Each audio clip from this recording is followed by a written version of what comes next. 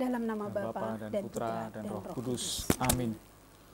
Tuhan Allah Bapa yang penuh kasih, kami bersyukur untuk segala berkat-Mu yang senantiasa Engkau limpahkan kepada kami.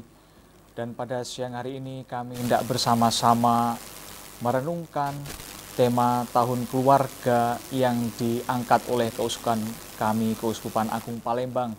Dan juga kami hendak belajar bersama Bunda Maria yang Engkau berikan kepada kami sebagai Bunda Penolong yang abadi. Sertailah kami Tuhan dalam seluruh acara kami ini dari awal hingga akhir nanti. Terpujilah nama-Mu Tuhan kini dan sepanjang segala masa. Amin. Dalam nama Bapa dan Putra dan Roh Kudus. Amin. Bunda Allah, hiburlah dan bantulah kami. Pemirsa terkasih dalam Kristus, selamat sore dan selamat berjumpa kembali bersama saya Teresia Ari Soekarno SAG. Dan kali ini tema yang akan kita bahas tentang Bunda Maria, Bunda Penolong Abadi. Dalam pembahasan mimbar agama Katolik kali ini, saya ditemani oleh Frater Andreas Suko Ariwasono SCY. Beliau adalah calon imam yang saat ini sedang menjalani masa orientasi atau pendidikan calon imam di Gereja Paroki Santo Gregorius Agung Kota Jambi. Selamat siang, Frater. Selamat siang, apa Ibu. kabar? Puji Tuhan, baik, luar biasa. Luar biasa, amin. Amin. Ya, Frater, berkaitan dengan tema kita hari ini adalah Bunda Maria, Bunda Penolong Abadi. Ya. Kemudian di bulan Oktober ini, di bulan Rosario, dan tahun 2024 ini juga oleh Keuskupan Agung Palembang dijadikan sebagai tahun keluarga. Sebagai pertanyaan, Frater, apa yang melatar belakangi sehingga tahun 2024 ini dijadikan sebagai tahun keluarga? Kemudian apa yang menjadi tema besar dari tahun keluarga 2024 ini? Silakan, monggo. Baik, terima kasih Ibu. Kalau kita berbicara soal tahun keluarga, ini tidak bisa lepas dari Ardas, Arah Dasar Keuskupan Agung Palembang, yang sudah mulai diberlakukan sejak tahun 2022 seperti itu. Dan tahun 2024 ini merupakan tahun yang kedua, tahun Ardas yang kedua, dengan tema Keluarga Kristiani adalah Ecclesia Domestica, atau artinya Ecclesia Domestica itu gereja kecil. Ya, gereja kecil. Apa gitu. sama dengan gereja rumah tangga? Ya, sama juga Ibu ya. Maka bisa diartikan keluarga Kristiani sebagai gereja rumah tangga seperti itu. Lalu apa yang melatar belakangi? Bapak Uskup kita, Monsinyur Yohanes Harun Yuwono, dalam pembukaan tahun Ardas yang kedua ini mengeluarkan surat gembala, dan dalam surat gembala itu beliau mengajak kita umat Kristiani, umat Katolik, khususnya bagi mereka yang mendalami atau menanggapi panggilan Tuhan untuk hidup berkeluarga, untuk merenungkan kembali tanggung jawab dan panggilan luhur sebagai suami istri dalam ikatan kasih antara suami dan istri. Dan mereka itu sebetulnya memiliki suatu martabat yang mulia dalam sakramen perkawinan itu. Nah, yang patut digarisbawahi dalam surat itu juga adalah bahwa kesatuan suami istri di dalam hidup berkeluarga itu tujuannya bukan hanya untuk kebahagiaan masing-masing, tetapi kebahagiaan bersama, kesejahteraan antara suami dan istri itu. Ini adalah latar belakang. Ya, kalau kita melihat juga dengan perkembangan zaman yang ada, ini juga menjadi keprihatinan Bapak Paus bahwa dunia sekarang ini itu semakin diwarnai oleh egoisme itu sangat besar, sikap individualisme itu juga semakin besar. Nah, sikap-sikap seperti itu pastinya juga bisa terjadi di dalam hidup berkeluarga. Maka penting sekali untuk kembali menumbuhkan komitmen bersama yang sudah dibangun sejak mereka memutuskan atau mengikat janji dalam perkawinan yang suci. Iya, luar biasa. Bapak Frater telah menyampaikan tema tahun keluarga tahun 2024 adalah keluarga Kristiani sebagai Ecclesia Domestica atau gereja rumah tangga. Nah, sebagai pertanyaan sebenarnya apa maksud dari tema tersebut? Ya, kalau kita bicara soal maksud dari tema itu, kita bisa melihat beberapa dokumen gereja yang memang secara khusus menyebutkan atau memunculkan istilah eklesia domestika itu, atau gereja rumah tangga. Misalnya nanti bisa dilihat dalam dokumen Konsili Vatikan kedua, secara khusus Lumen Gentium, artikel ke-11 atau nomor 11, atau juga dalam anjuran apostolik yang dikeluarkan oleh Bapak Paus Yohanes Paulus kedua, yaitu Familiaris Consortio, artikel 21. Di sana secara khusus juga dipakai istilah eklesia domestika atau gereja rumah tangga, gitu ya. Nah, keluarga sebagai eklesia domestika itu mau mengungkapkan bahwa keluarga menjadi suatu gambaran yang hidup dan perwujudan yang nyata dari misteri cinta kasih antara Bapa, Putra, dan Roh Kudus, gitu ya. Maka juga dalam dokumen itu, dalam Familiaris Consortio nomor 49, kemudian dikatakan keluarga menjadi perwujudan dari gereja yang terkecil. Ya. Keluarga Katolik adalah persekutuan pribadi-pribadi, satu persekutuan dan citra Bapa dan Putra dan Roh Kudus itu. Maka kemudian saya melihat bahwa ada beberapa hal yang perlu digarisbawahi, juga yang sudah dituliskan di sini ya dalam arah dasar keuskupan, begitu. Keluarga merupakan pusat iman yang hidup.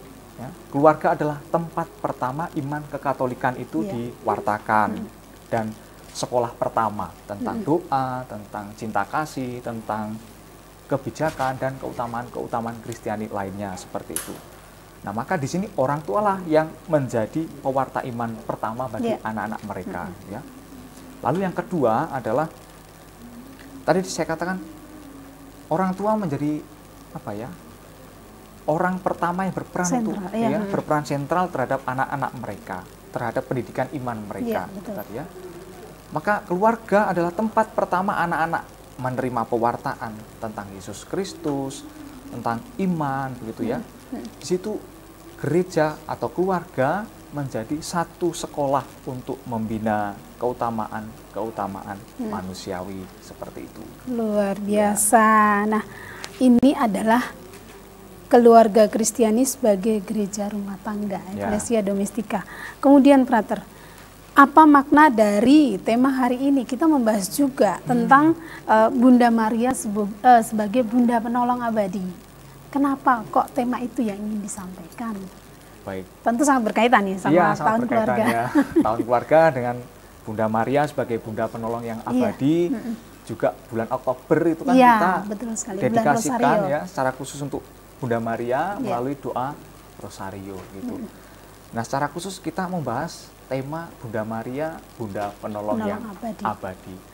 Tentu tema atau gelar ini kan semacam gelar yang disematkan kepada Bunda Maria, bahwa Bunda itu adalah Bunda Penolong yang abadi.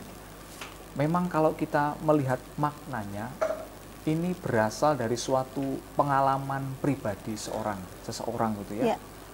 Kalau kita nanti searching di internet begitu, ada lukisan tentang Bunda Maria Penolong abadi gitu ya. Pasti nanti ketemu itu. Lukisannya itu kan Bunda Maria lalu menggendong Yesus kecil. Nah, itu merupakan hasil dari seorang seniman dari Eropa Timur begitu ya. Nah, melalui lukisannya itu dia mau menyampaikan bahwa Yesus yang kecil di gendongan Bunda Maria itu digambarkan di sana ketakutan. Sebetulnya itu ketakutan. Nah, ketakutannya karena apa? Karena pada waktu itu dikisahkan gitu ya, pada waktu Yesus bermain gitu, tiba-tiba ada dua malaikat yang menampakkan diri kepada Yesus. Malaikat itu membawa paku, membawa salib, dan alat-alat yang kita ketahui itu digunakan ketika penyaliban Yesus. Ya. Nah, Yesus kecil itu kan tidak tahu maksud atau bahwa malaikat menampakkan dia sebagai manusia tidak tahu. Maka Yesus berlari kepada Bunda Maria. Dan ketika Bunda Maria melihat Yesus itu lari ketakutan, kemudian Maria mendekap Yesus dengan penuh kasih seperti itu. Nah, dengan lukisan itulah kemudian kita bisa menarik suatu makna bahwa Bunda Maria senantiasa menyertai kita, menolong kita. Sebagaimana Bunda Maria pada waktu itu tidak membiarkan Yesus untuk ketakutan. Bunda Maria mendekap dengan penuh kasih Yesus kecil itu. Gitu. Luar biasa. Kemudian dari tema ini, Frater, kembali kepada tema keluarga, bahwa tahun 2024 tahun keluarga dengan tema keluarga Kristiani sebagai gereja rumah tangga atau Ecclesia Domestica. Sebagai umat Katolik atau keluarga-keluarga Katolik, sikap dan tindakan apa yang harus dilakukan oleh kita sebagai umat Allah dalam kaitannya dengan tema, ketika kita flashback mundur satu langkah, berkaitan dengan tema tahun keluarga, umat harus bagaimana? Baik, kalau kita kemudian bertanya apa sih ya sebetulnya yang harus kita usahakan, kita wujudkan sebagai keluarga Kristiani untuk semakin menghidupi tahun keluarga ini. Kita memang tahu ya bahwa tahun keluarga akan ditutup nanti pada bulan November ketika minggu Advent pertama. Tetapi bukan berarti bahwa kita melupakan begitu saja apa yang sudah kita refleksikan bersama sepanjang tahun ini. Tapi itu akan saling terkait satu sama lain.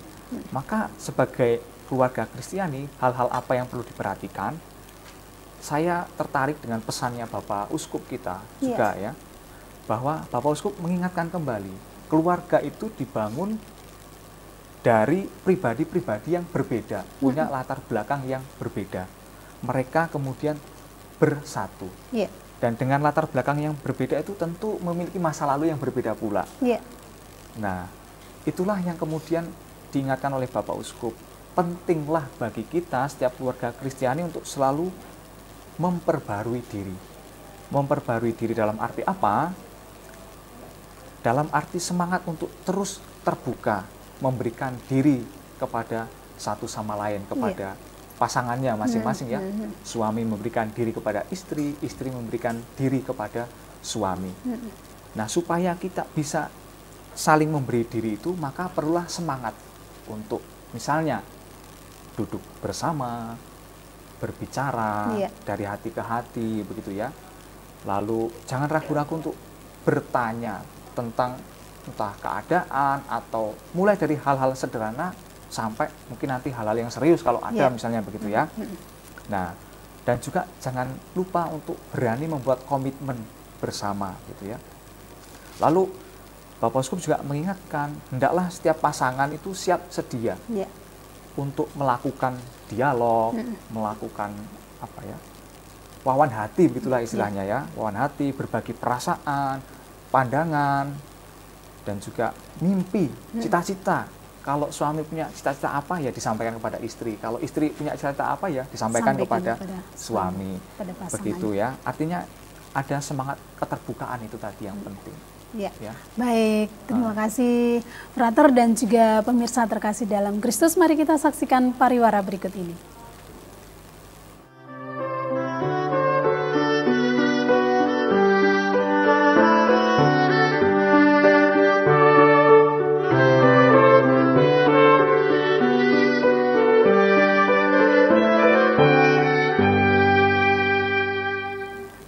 Pemirsa, mari kita lanjutkan perbincangan iman pada siang hari ini. Baik, Frater, sungguh luar biasa dalam kaitannya dengan tema bulan kitab suci, bulan Rosario, dan juga tema tahun keluarga. Kalau bulan kitab suci nasional itu sudah bulan September. Lewat ya. Sudah lewat ya.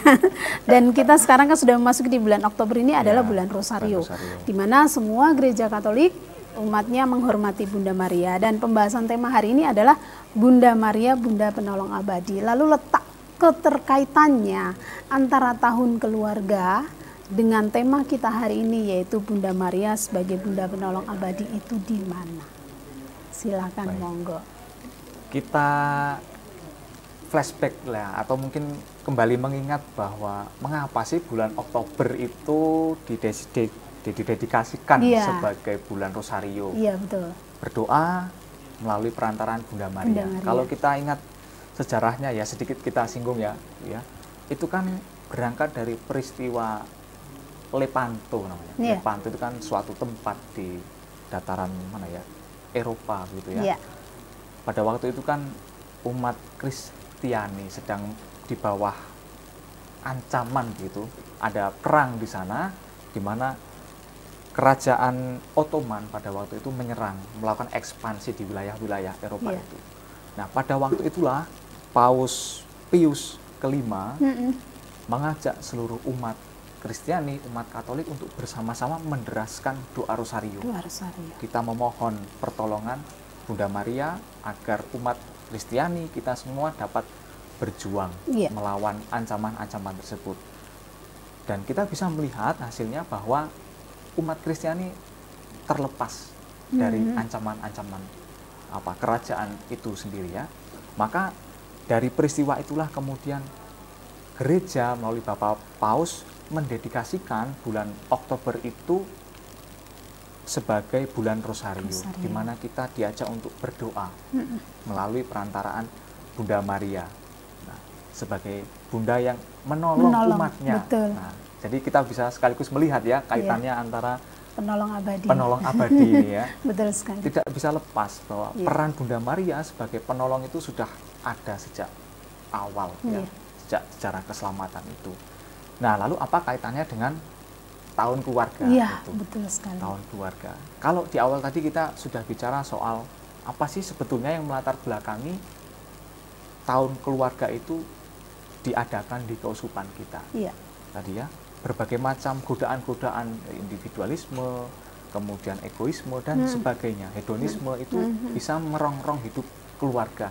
Nah, situasi itulah yang kemudian bisa menggoyahkan komitmen dalam hidup keluarga itu. Maka kaitannya adalah keluarga-keluarga Kristiani hendaknya selalu diundang untuk mohon bantuan dari Bunda Maria supaya senantiasa menyertai mereka, menyertai perjalanan mereka dalam hidup berkeluarga.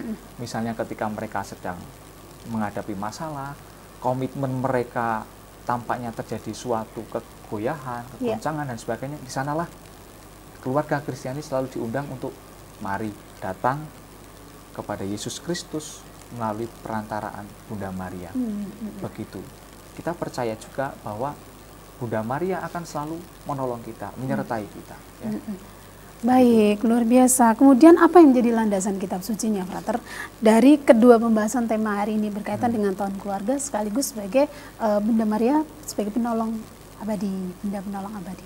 Apa yang menjadi landasan kitab sucinya? Iya, betul. Kitab suci. Yang pertama, landasan kitab suci dari tahun keluarga. Tahun keluarga, iya. Memang tidak secara khusus diambil satu perikopa atau satu kitab atau satu Injil, tetapi tahun keluarga itu diadakan berangkat dari panggilan hidup berkeluarga, panggilan untuk membangun kesatuan antara suami dan istri gitu ya.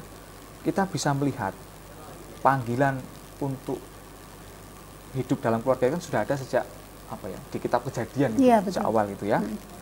Dua pribadi itu disatukan ya. Ketika Allah menciptakan Adam dan Hawa. Disitulah ya. Mereka berdua, Adam dan Hawa itu kemudian dipanggil untuk menjadi satu seperti itu.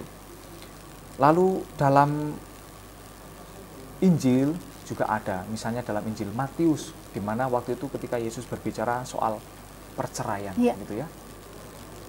Perceraian gitu. Jelas kita memegang teguh ajaran Yesus. Dikatakan apa yang sudah dipersatukan oleh Allah tidak dapat diceraikan oleh manusia. Nah, maka di sini kita bisa melihat dari Kejadian tadi lalu Injil Matius bahwa keluarga adalah institusi sosial sebetulnya yang didirikan oleh Allah sendiri. Ya. Allah juga memberkatinya. Ya. Jadi kan prosesnya gitu kan, Allah memberi perintah mereka ya. Lalu Allah memberkati mereka dulu supaya mereka kemudian bisa hidup dalam keluarga. Nah, berkat Allah itulah yang kemudian memampukan mereka untuk membangun hidup rumah tangga. Lalu yang lain lagi adalah Allah juga bahkan meneguhkan kita, meneguhkan panggilan hidup keluarga dengan menghadirkan putranya, Yesus Kristus menjadi bagian dari keluarga. Ya. Yesus lahir di tengah-tengah keluarga, ya. Maria dan Yosef. Nah, kita bisa melihatnya dalam kisah kelahiran gitu ya. Nah, yang nanti hari Natal nanti akan kita rayakan ya. Lukas bab 1 awal-awal itu kan mengisahkan bagaimana Yesus Putra Allah hadir di dalam keluarga. Nah, kutipan-kutipan kitab suci ini atau kisah-kisah dalam kitab suci ini menjadi paling tidak suatu dasar bahwa panggilan hidup berkeluarga itu juga sungguh-sungguh dikehendaki oleh Allah, panggilan yang sungguh-sungguh juga amat luhur, seperti itu. Nah, itu tahun keluarga. Ya. Kalau landasan dari tema kita, Bunda Maria Penolong yang Abadi, ya, saya juga tidak menemukan secara khusus gitu ya. Tetapi mari kita lihat peran Bunda Maria, ya, peran Bunda Maria yang hadir di dalam pribadi Yesus. Gitu. Salah satu contoh yang bisa kita ambil ketika Yesus umur 12 tahun gitu ya. Yesus itu kan dipersembahkan ke bait Allah. Iya, betul. Ya. Yesus, Maria, dan Yosef berangkat ke Yerusalem untuk berdoa. Lalu ketika tiba waktunya untuk mereka pulang, setelah di tengah-tengah perjalanan, Maria dan Yosef sadar bahwa Yesus kok tidak ada di sampingnya. Ya, iya, betul. Mereka kan panik ya, Maria, Yosef panik. Di mana Yesus kecil itu? Mereka balik lagi ke bait Allah. Ternyata di sana mereka menjumpai Yesus di bait Allah. Lalu ungkapan Maria ini yang sangat menarik ya. Mana ya? Maria dan Yusuf itu mencari lalu mengatakan, "Nak, kami sungguh-sungguh khawatir, sungguh-sungguh khawatir akan keberadaanmu, maka kami mencari engkau." Nah, itu mau menunjukkan bahwa Maria selalu ada untuk Yesus. Nah, kehadiran Maria dalam diri Yesus juga berarti kan untuk kita juga, untuk kita juga. Itu. Bahkan Yesus sendiri yang menyerahkan Bunda Maria untuk kita dalam peristiwa di puncak Kalvari gitu ya. Lihatlah, inilah ibumu, inilah anakmu. Nah, itu Yesus menyerahkan Maria kepada kita. Itu. Lalu misalnya kisah yang kedua dalam perkawinan di Kana. Nah, itu kan. Betul. Maria di sana peka akan situasi keluarga yang sedang berpesta itu. Mereka kehabisan anggur. Betul. Nah, lihat Maria hadir di sana dan mau membantu keluarga itu ya. Dengan mengatakan pada Yesus, mereka kehabisan anggur. Cobalah buat sesuatu. Nah, itu mau mengatakan, lihat, Maria juga tahu akan situasi kita dan Maria hadir untuk menolong kita. Nah, itu. Bisa dibayangkan kalau tidak Bunda Maria ikut ambil bagian terhadap keluarga yang sedang pesta, mungkin merasa malu ya kalau untuk anggur itu kan menjadi elemen yang penting pada waktu itu kan. Gitu. Ya, luar biasa. Dan ada nanti ada kaitannya dengan pesan-pesan iman. Namun sebelumnya, Frater dan juga pemirsa terkasih dalam Kristus, mari kita saksikan pariwara berikut ini.